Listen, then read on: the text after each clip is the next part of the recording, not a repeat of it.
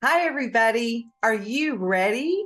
We are about to get into the astrology of the whole month. Grab your drink of choice, grab your beautiful natal charts because you're going to want to see where all of the action is happening. I'm ConnieJo. I'm an astrologer with Soul Navigation. So we begin the month with the sun in Libra. You can look at the cardinal signs for when the seasons change. Cardinal signs start something. So we start with the 2nd of October with Mercury in Virgo, I think 26 degrees of Virgo, and it is making an opposition to Neptune. This is a very interesting transit because Neptune and Mercury together can cause some miscommunication. Mercury is our thought processes, how we communicate, and Neptune can sometimes cause a little bit of fogginess or us to misinterpret things. So this is probably not the best day to have that serious conversation or send the serious text because it could be misinterpreted in some way. Thankfully, Mercury moves quickly. On the 4th, Mercury will enter Libra. Libra wants everything to be balanced and harmonious. Mercury there is very thoughtful. It's definitely able to hear the other person's point of view. On the 5th, we begin a square with Mars and Pluto in Capricorn. So between the days of the 5th and the 10th, there's going to be power struggles. There is going to be issues of control. There's going to be issues of jealousy.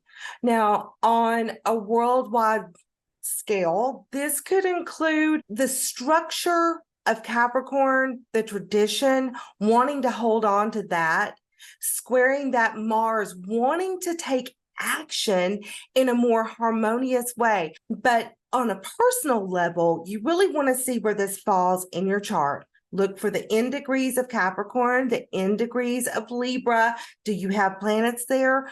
Because if there's already something going on in the areas of relationships, jealousy, control, you really want to be careful during this time period because it'll be enhanced.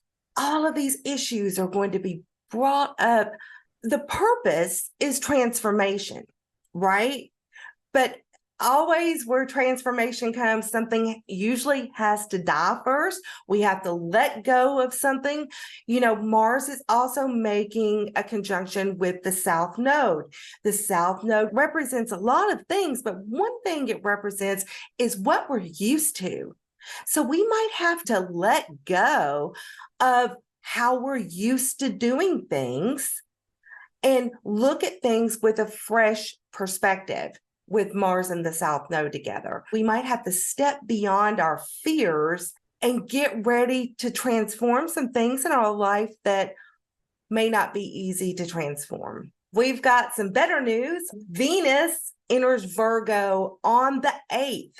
Venus in Virgo in astrology is called in its fall, which means Venus may not be that comfortable in Virgo, but actually it's very sweet. Venus in Virgo is very caring. They want to take action with the people they love. Usually it's acts of service. It's health oriented. It's also people oriented. It wants to do things for others. But because Virgo is ruled by Mercury and we put Venus there, it can get kind of uber focused on things, maybe even a little bit obsessive. Now, also on the 8th, Venus is going to be moving into an opposition with Saturn. This can bring limitations to all things related to love and money, questions of our values, of our self-worth. Thankfully, Venus moves quickly and this transit won't last a long time. But the key word is limitations. You may be feeling down, sad, limited that day. So, this isn't the best day to make investments. This probably isn't the best day to make a proposal to someone. or maybe even go on a date. Also, watch your money that day. Thankfully, it's a quick moving transit. And perhaps this is just a good day to spend some alone time, spend some time meditating. On the 11th, we have Pluto finally going direct. It's going direct at 27 degrees of Capricorn. This is really good news for everybody. I think especially people that have planets in Capricorn, Cancer, and even in Libra and Aries, we are ready to see Pluto move along. Now, on the 12th, we have Mars entering Scorpio. Mars is the traditional ruler of Scorpio, and it likes to be in Scorpio, wherever Scorpio is in your chart. Because with Mars there, this can get very deep. You might want to do some things that are a little bit on the down low right now. You know, Scorpio can be very secretive, but make no doubt about it, they are action oriented. And wherever Scorpio is, you're going to want to take some kind of new action. Make plans for that. This is also going to make a trine with Saturn at 1 degree of Pisces. So I really like this because you're going to have that impetus to take action in places that you kind of didn't want to. It's like that Saturn energy is going to say, okay, it's time to do the budget. Okay, it's time to clean the garage. Whatever it's time for you. I mean, look to the places where you have Pisces and Scorpio, the very beginning degrees, because this is where you're going to want to take the action. And with Saturn, it's longevity. These may be things that you've been putting off, but have needed to be done for a long time that will make your life better. Consider investments. People that have this natally, they're usually great with investments with other people's money, as Scorpio rules the 8th house. Okay, y'all, on the 14th, we have a solar eclipse. This is a new moon solar eclipse. It's the second on the axis of Aries and Libra. And this is going to be at 21 degrees of Libra. So make sure you know where 21 degrees of Libra is in your personal chart. And maybe the charts of everyone you love as well. The first eclipse was on April 20th of 2023.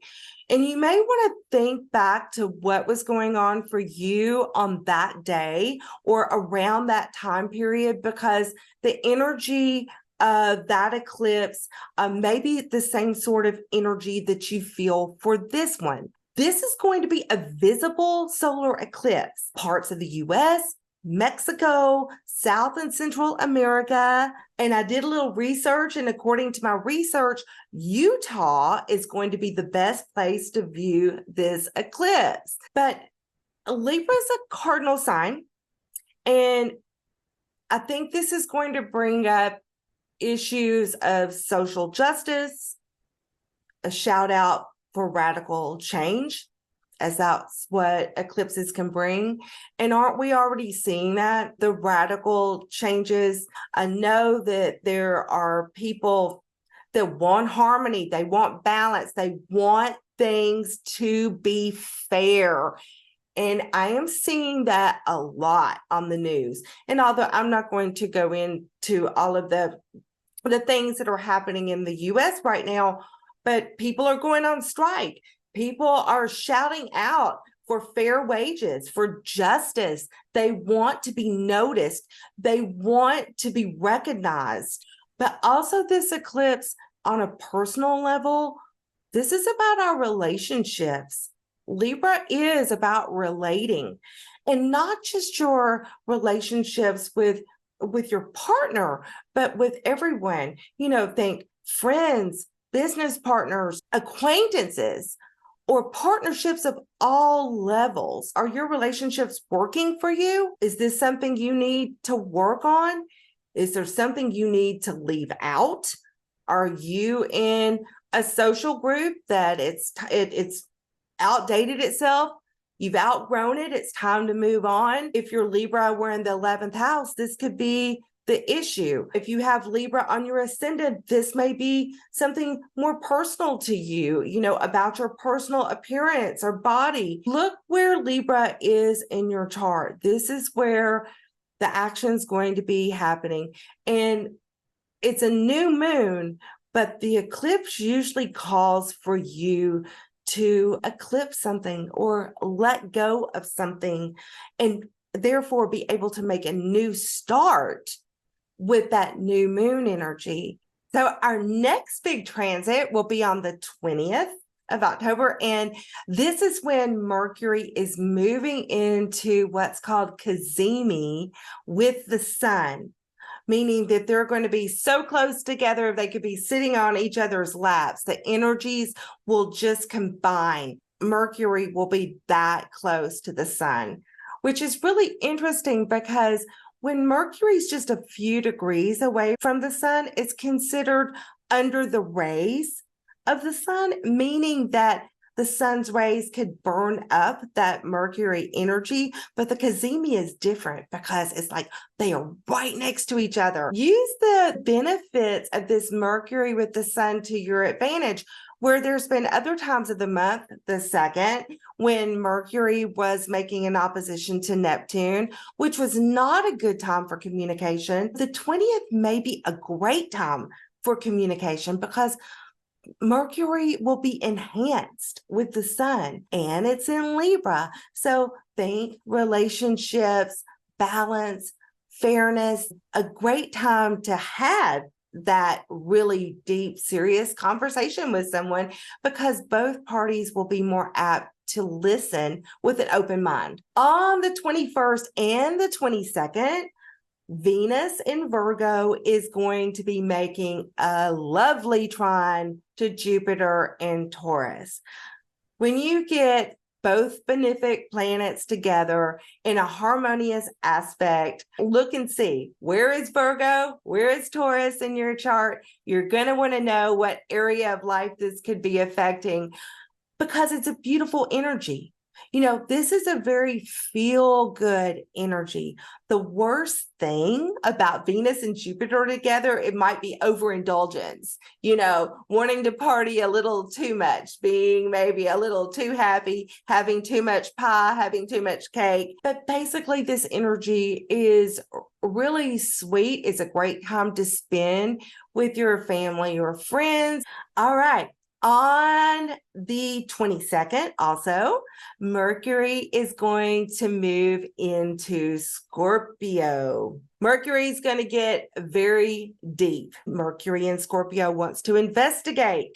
It doesn't want surface conversation. It doesn't want to know what you're saying as much as why are you saying it. It wants to get into the deep nitty-gritty of things. Because ultimately, Scorpio is the sign of transformation, and the surface things won't do. It wants to know why. It wants to know when. What are your secrets? Do I think secrets may be divulged during this time period? I sure do, because people are going to be digging, to find out what's going on. And not only in a personal level, but this can affect us socially as well. I expect some things to happen at the end of the month and some things to kind of come creeping out of the woodwork. We'll see. On the 23rd, we have the sun following Mercury into Scorpio. And it's also going to be making a lovely trine with Saturn and Pisces. So again, we've got the Scorpio Pisces going on. Where is that in your chart? Because on a personal level, this could be renewed energy and a sense of peace, maybe, that everything's really going to be okay. It's a good day to set personal goals because, again, Saturn is about our longevity. Saturn can be such a good thing. We all need Saturn in our lives to keep us straight. When I look at relationship charts and I don't see a lot of aspects or even a few aspects to Saturn, I don't see longevity there. Saturn is the glue that holds things together. And by the way, if you would like to book a personal reading with me, you can look in the notes below for the information. And also with Meredith and Stacy, we can tell you all about your October transits or about your love life or whatever it is that you're seeking advice about. So I'm going to talk more about this in a separate video and actually go sign by sign for how this eclipse may affect you. But just know this, that this is all about money. I mean, it's about our finances, a lot of it. It's about our self-esteem. It's about transformation. It's because Scorpio rules other people's money. Taurus is your money or your possessions. So it's mine and yours. It's that axis of transformation versus Taurus wanting to keep things the same. Now, Taurus is not as traditional as like Capricorn, but Taurus is very stable. And Scorpio can be stable too. They're both fixed signs, but they're on the kind of different sides of the fence. So this really does bring up issues about finances, about shared assets. And I'll also be going over the dates of the prior eclipses for Taurus and Scorpio, because that's important when it comes to eclipses, to looking at what happened before, because you're going to be able to see similar results, maybe not the same, but similar things happening that happened before on this axis when the eclipse were present. On the 29th, we have Mercury conjunct Mars in Scorpio. So this is interesting, y'all, because our thought processes, our communication is also connected to our actions. So in Scorpio, this could get very direct, maybe more direct than you want it to. Scorpios are known for keeping their secrets and maybe knowing what everybody else's are. But in this case, you know, with Mars there making that conjunction with Mercury, they could be very direct. You might get some very direct conversation on this day. And a few days before and after, it is exact on the 29th.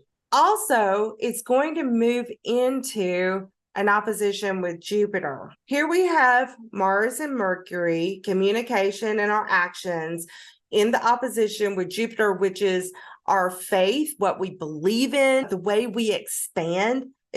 Jupiter is the planet of expansion. When I see Jupiter mixed with Mars in the natal chart, I call it my military aspect, because Mars, action, you are fighting for a cause. Jupiter, what we believe in. So this is going to get interesting. On a more global scale, this could definitely have, again, to do with finances. You know, we might see a shift in the way things are going financially. You know, we can see how the financial market has changed. And I think we're all ready for a bit of relief, and we could find a little bit at this time. Now, on a more personal level, with Mercury there with Mars, you could think of this would be a really good time to brainstorm and think up of new ways to make money work for you or make more money. When we've got that communication, action, and then we're mixing the optimism of Jupiter in with it, this is really, really a good time on a more personal level to figure some things out. Make a new list about what you want to manifest, because this is good energy for that. All right. And then finally, on the 31st, happy Halloween to everyone that celebrates. We're going to end the month with Venus at 21 degrees of Virgo, and it's making a trine to Uranus in Taurus. Okay, this could bring some interesting results. If you do celebrate Halloween, there's no telling who's behind that mask, because Venus being our love, our money, our self-worth, and we could get some very interesting surprises. Uranus does bring surprises. It also brings like lightning strike flashes of innovation. We may do our hair a different way, Uranus, but Uranus does usually bring an element of surprise. And like I said, usually with Venus, it's a good surprise. So I hope everybody enjoys their October. I think it's going to be a very, very interesting month. Be looking for the video where I'm going to go over by sign how the last eclipse in Taurus and Scorpio will affect you on a more personal level. Again, I'm ConnieJo with Soul Navigation. If you'd like to book a reading, please look in the notes below. Bye from Florida. Hope you have a great month.